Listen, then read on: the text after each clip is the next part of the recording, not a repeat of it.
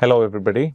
We are here to discuss about one of the most important portions of what a neurosurgeon treats in the day-to-day practice, which is head injury. India is the road traffic accident capital of the world, and we here in Tamil Nadu have the dubious distinction of reporting the highest number of accidents in the country. Head injuries are probably more perfectly labeled as traumatic brain injury for the sake of our discussion. What happens to the brain at the instant where the injury happens is what is called primary injury. We can't do anything about primary injury except prevention. So during primary injury, tissue distortion, shearing forces act upon the brain, the blood vessels are torn, cell membrane damage happens, and it gets destroyed. We as clinicians primarily deal with trying to manage the side effects of the secondary injury, which causes systemic or local changes, which are all labeled here. So the free radicals are generated, there is damage of the neural cells, supporting cells, the blood-brain barrier, secondary inflammation and hemorrhages happen. Finally, there is ischemia and damage to the function of the brain. The entire focus of clinical practice is to try and limit the secondary injury as far as we can. In order to study any subject, we have to break it into small pieces. So how do we classify head injuries? They could be by the mechanism of the injury. They could be clinical. Clinically, we could say mild, moderate or severe. And what is mild for me need not be mild for you.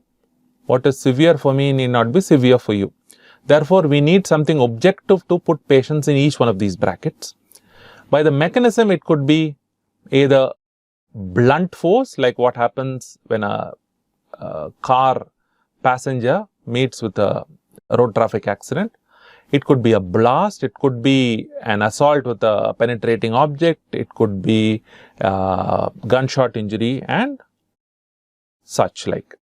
A patient can present like this with bleeding from the nose. You can see that 2 Foley catheters have been stuck in his nose to try and stop the bleeding. You can see there is swelling around his eyes and discoloration there, which is called raccoon eyes. You can see some sutured wound here and some dressings have been done. The accompanying CT scan of the same patient is seen, and you can notice that these are axial sections of plain CT scan, and here you can see extradural hematoma, which is like a lens shaped hemorrhage under the bone, which is compressing the brain here. Additionally, you can see some small air pockets here and there and a lot of bleeding in the base of the brain, and on the bone windows you could better appreciate the fractures to his anterior skull base and his facial bones.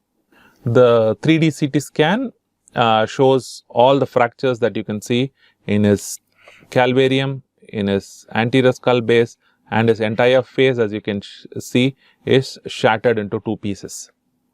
And that is the intraoperative picture shown here of his head when we opened the flap. So we are seeing the patient from behind. This is where underneath this flap will be his nose, his eyes will be behind here, and here you can see a hematoma that is presenting out through this fracture line. You can see a fracture line extending across the midline like this.